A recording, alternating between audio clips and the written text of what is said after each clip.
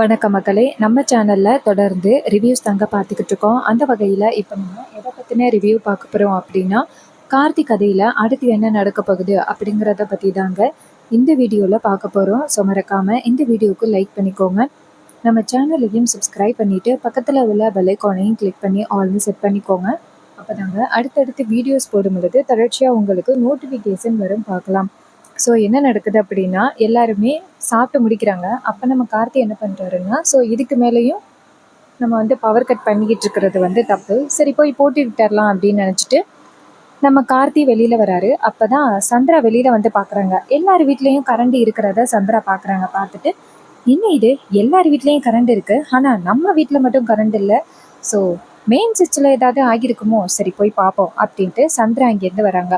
So அப்போ தான் நம்ம கார்த்திக் அந்த பவர் சுவிட்சை போடுறத சந்திரா பாக்குறாங்க.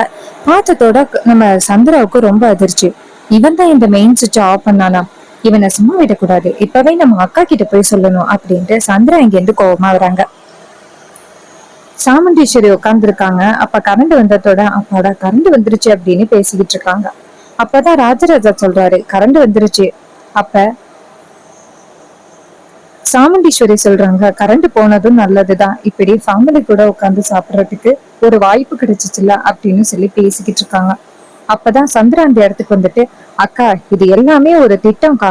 இதை கேட்டதோட சாமுண்டீஸ்வரி கேக்குறாங்க, என்ன சந்திரா, என்ன ஆச்சு? அப்ப ராஜராஜா சொல்றாரு, சந்திரா இப்பதானே எல்லாருமே நிலாச்சோறு சாப்பிட்டுட்டு ரொம்ப சந்தோஷமா வந்தோம். இப்ப மறுபடியும் எதுக்கு நீ இப்ப பிரச்சனை உண்டாக்குற, இப்ப உனக்கு என்ன வேணும் அப்படின்னு கேக்குறாங்க. அப்ப சந்திரா சொல்றாங்க, இங்க பாருங்க மாமா, நீங்க சும்மா இருங்க, எது சொன்னாலுமே நீங்க இப்படி சப்போர்ட் பண்ணிக்கிட்டே இருக்காதீங்க. அக்கா கரண்ட் தானா போனுச்சு அப்படின்னு தானே நம்ம நினைச்சுக்கிட்டு இருந்தோம். ஆனா கரண்ட் போனதுக்கு காரணம் யாரு தெரியுமா? இந்த ராஜா தான். இதை கேட்டதோட சாமுண்டீஸ்வரி கேக்குறாங்க, என்ன ராஜாவா? இங்க பாரு சந்திரா, வர வர நீ பேசுறது கொஞ்சம் கூட சரியில்லை. வீட்டுல சின்ன விஷயம் நடந்தாலும் அத மாப்பிள்ளை மேல பள்ளி சொல்லிக்கிட்டே இருக்க.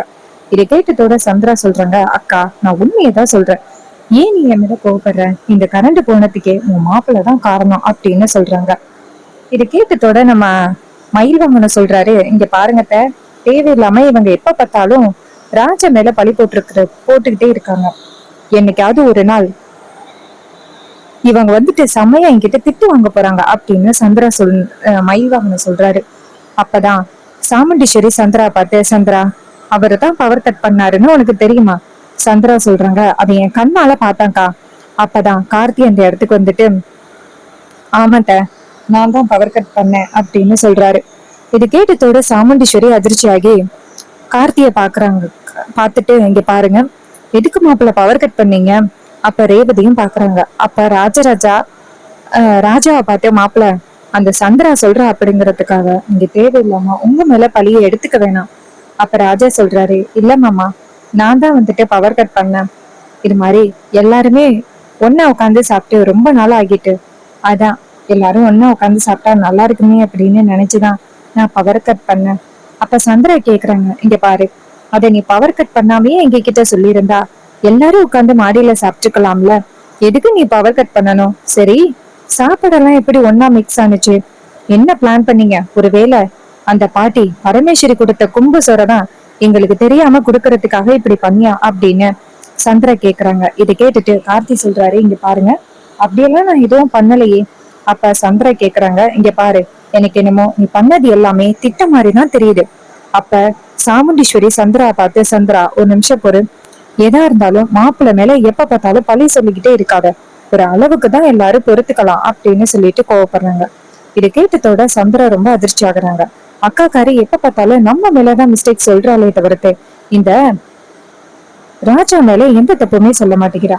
இருக்கட்டும், எங்க பேங்க்ல மட்டும் இவன் போயிட்டு நகை எடுத்தா கண்டிப்பா அக்கா காரிக்கிட்ட மாட்டுவான், அன்னைக்கு இருக்கு இவனுக்கு அப்படின்னு நினைச்சிட்டு சந்திரா அந்த இடத்துல இருந்து போறாங்க. சாமுண்டீஸ்வரி நேரா ராஜா பார்த்து, மாப்பிள்ள நீங்க ஏதோ இன்னைக்கு பவர் கட் பண்ணதுனாலதான் எல்லாருமே உட்காந்து சாப்பிட்டோம், ரொம்ப சந்தோஷமா உட்காந்து சாப்பிட்ட மாப்பிள்ள அப்படின்னு சொன்னதோட கார்த்தியும் சரிங்கத்த அப்படின்னு சொல்றாரு. அப்புறமா சாமுண்டீஸ்வரி அந்த இடத்துல இருந்து போனதோட கார்த்தி அவரோட ரூமுக்கு போறாரு. அங்க போனதோட ரேவதி நேரா கார்த்திய பார்த்து, உண்மையை சொல்லுங்க, பவர் கட் பண்ணது எதுக்காக? ராஜா கேக்குறாரு, இது மாதிரி எல்லாரும் உட்காந்து சாப்பிடணும் அப்படிங்கறதுக்காக தான் ரேவதி.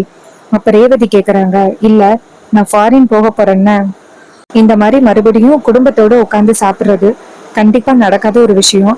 அதனால தானே நீ இந்த மாதிரி பிளான் பண்ணி எல்லாரும் உட்காந்து சாப்பிடறதுக்காக பவர் கட் பண்ண, எனக்காக தானே இப்படி பண்ண அப்படின்னு ரேவதி கேக்குறாங்க.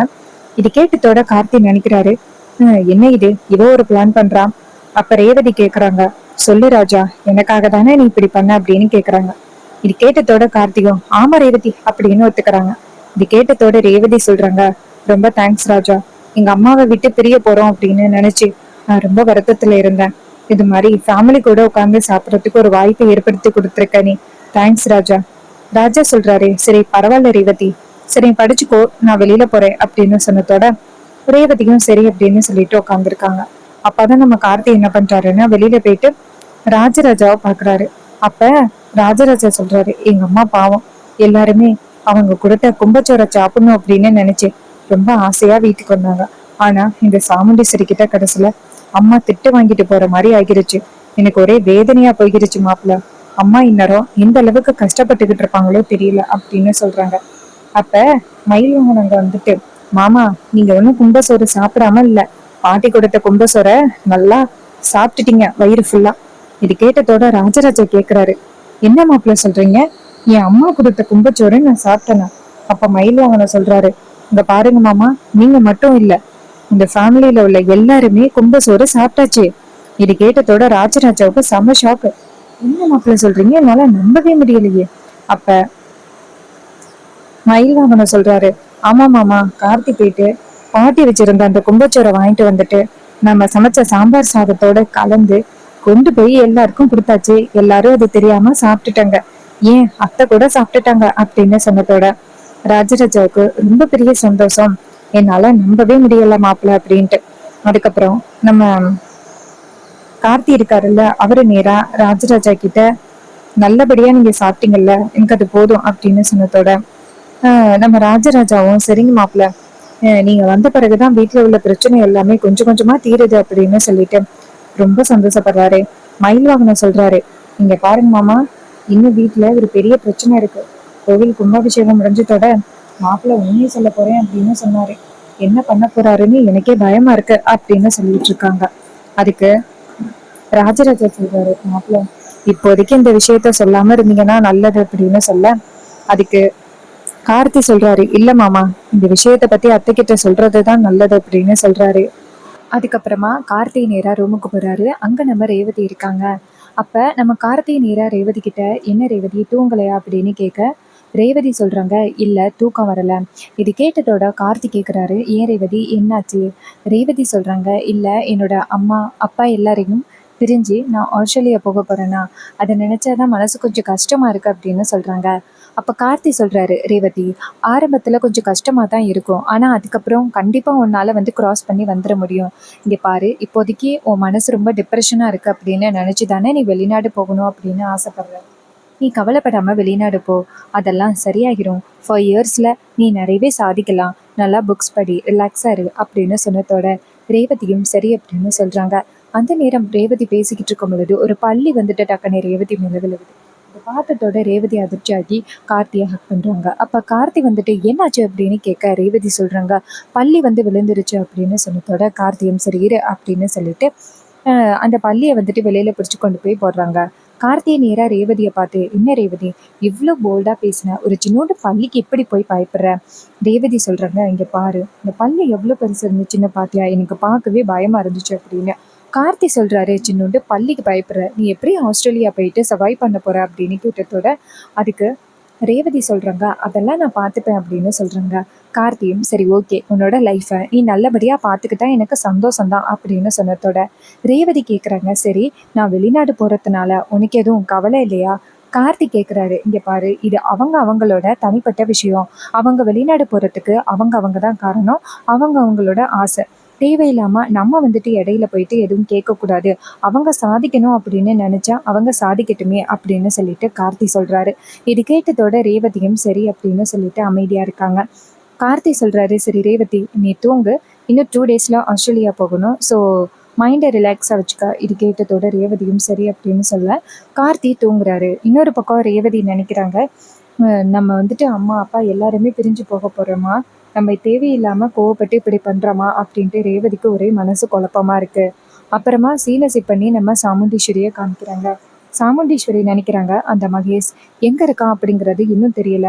அவன் மட்டும் எங்க இருக்கான் அப்படின்னு தெரிஞ்சிச்சுன்னா ரேவதி கிட்ட அவன் எப்படிப்பட்டவன் அப்படிங்கிறத நிரூபிச்சு ரேவதியை ராஜா கூட சேர்த்து வாழ வைக்கலாம். இப்போதைக்கு அவங்க 2 பேருமே எலியும் பூனையுமா சண்டை போட்டுக்கிட்டு இருக்காங்க அப்படிங்கிறது எனக்கு பார்க்காமயே தெரியுது. கண்டிப்பா ரேவதி எல்லாத்துக்கும் சரின்னு சொல்லிட மாட்டா. அந்த மகேஷ் தான் இது எல்லாத்துக்குமே காரணம். மகேஷும் மாயாவும் கண்டபடி திட்டம் போட்டு இப்படி 2 பேரையும் பிரிச்சு வச்சுட்டாங்க. நம்ம எப்படியாவது வந்துட்டு அந்த மகேஷும் மாயாவும் தவறானவங்க அப்படிங்கிறத ரேவதிக்கு நிரூபிக்கணும். அதுக்கு மகேஷ் எங்க இருக்கான் அப்படிங்கிறத நான் கண்டுபிடிக்கணும் அப்படின்னு சாமுண்டீஸ்வரி நினைக்கிறாங்க. இன்னொரு பக்கம் இந்த முத்துப்பாண்டியையும் சிவனாண்டியும் காமிக்கிறாங்க. சிவனாண்டி முத்துப்பாண்டி கிட்ட, சித்தப்பா இன்னும் கும்பாபிஷேகம் 2 நாள் தான் இருக்கு. கும்பாபிஷேகம் நடந்ததோட கும்பாபிஷேகத்தை நடக்க விடக்கூடாது. அந்த சாமுண்டீஸ்வரிய ஊர மக்கள் முன்னாடி அவமானப்படுத்தணும். அதுக்கு ஏதாவது வழி சொல்லுங்க சித்தப்பா அப்படின்னு சொன்னதோட அதுக்கு முத்துப்பாண்டி சொல்றாரு, டேய் மவனே, நீ ஏன்டா கவலைப்படுற, நான் பாத்துக்கிறேன். அதுக்கு சிவனாண்டி கேட்குறாரு, என்ன பிளான் செய்ய போற சித்தப்பா? அப்ப சித்தப்பா சொல்றாரு, இங்க பாரு, 30 வருஷத்துக்கு முன்னாடி சாமுண்டீஸ்வரியோட அம்மா மேல என்ன பழி விழுந்துச்சு ஞாபகம் இருக்கா? சிவனாண்டி சொல்றாரு, நான் சின்ன வயசா இருக்கும்போது அந்த சாமுண்டீஸ்வரியோட அம்மா சிவகாமி வந்து ராஜசேதுபதியோட கோவிலில் உள்ள நகையை திருடிட்டு போயிட்டாங்க அப்படின்னு ஒரு பெரிய பழி வந்துச்சு. அதனால தான் அவங்க மயங்கி விழுந்து செத்துட்டாங்க அப்படின்னு சொல்லிட்டு இருந்தாங்க. ஆனால் அதுக்கப்புறம் நீங்கள் தான் காலி பண்ணீங்க அப்படிங்கிறத பற்றி சொன்னீங்க. என்னன்னா நகையை திருடுனதுனால தான் அவங்களுக்கு அப்படி ஆகிட்டு. அதுக்கப்புறம் சாமுண்டீஸ்வரி இந்த ஊர் பக்கமே வரல. இப்போதான் கோவில் கும்பாபிஷேகத்துக்கு வரா. முத்துப்பாண்டி சொல்றாரு, மவனே, அதை வச்சு தாண்டா இப்போ பிரச்சனை பண்ண போகிறோம். சாமுண்டீஸ்வரி மறுபடியும் நகையை திருடிட்டா, அவளோட அந்த பரம்பரை புத்தியை காமிச்சிட்டா அப்படின்னு சாமுண்டீஸ்வரி மேல மறுபடியும் நம்ம வந்து பழி சொல்ல போறோம். இது கேட்டதோட சிவனாண்டி சொல்றாரு, சித்தப்பா இந்த மாதிரி ஒரு பிளானை நான் போடவே இல்லையே, செம்ம சூப்பரான பிளானு. அதுக்கு முத்துப்பாண்டி சொல்றாரு, டேய் இதை மட்டும் நம்ம ஒர்க் அவுட் பண்ணிட்டோம்னா செம்ம சூப்பரு அப்படின்னு சொல்றாங்க. சிவனாண்டியும், சித்தப்பா கும்பாபிஷேகம் வரட்டும், நாம பார்த்துப்போம். எப்படியும் அந்த டிரைவர் ராஜான்னு இருக்கான்னு, ராஜ சேதுபதியோட பேரன் கார்த்தி, அவன் கண்டிப்பா நகை எடுக்கிறதுக்காக பேங்குக்கு வருவான். அவனை மாட்டி விட்டு அவன் அந்த இடத்த விட்டு துரத்தி அடிச்சுட்டு கோவில் கும்பாபிஷேகத்துக்கு வரப்போற அந்த சாமுண்டீஸ்வரி நகையை திருடிட்டா அப்படின்னு அவன் மேல பழி போட்டு நம்ம ரொம்ப பெரிய பிளான் எக்ஸிக்யூட் பண்ணலாம் போலயே அப்படின்னு சொல்லிட்டு சிவனாண்டி ரொம்ப சந்தோஷப்படுறாரு. அதுக்கு முத்துப்பாண்டி சொல்றாரு, ஆமா மவனே, இனிமே என்ன பண்றாங்கன்னு பாத்தரலாம் அப்படின்னு சொல்லி பேசிக்கிட்டு இருக்காங்க. அதுக்கப்புறம் சீனை செட் பண்ணி நம்ம மறுநாள் காலை கார்த்தியை காமிக்கிறாங்க. கார்த்தியும் மயில் வாகனமும் பேசிக்கிறாங்க. மயில் வாகனம் சொல்றாரு, எல்லாருமே கும்பசோறு சாப்பிட்டதை பத்தி பாட்டிக்கிட்ட சொன்னியா? கார்த்தி சொல்றாரு, இன்னும் சொல்லலை, நான் ஃபோன் பண்ணி சொல்றேன் அப்படின்ட்டு நேராக பரமேஸ்வரிக்கு ஃபோன் பண்றாங்க. பரமேஸ்வரி ஃபோன் அட்டன் பண்ணி, சொல்லியா கார்த்தி? கார்த்தி சொல்றாரு, பாட்டி இது சாயந்தரம் உங்ககிட்டேருந்து கும்பசோறு வாங்கிட்டு வந்தேன்னா அது நான் எல்லாருக்கிட்டையுமே கொடுத்துட்டேன். எல்லாருமே ரொம்ப சந்தோஷமா சாப்பிட்டாங்க. இது கேட்டதோட பாட்டி ரொம்ப சந்தோஷப்படுறாங்க.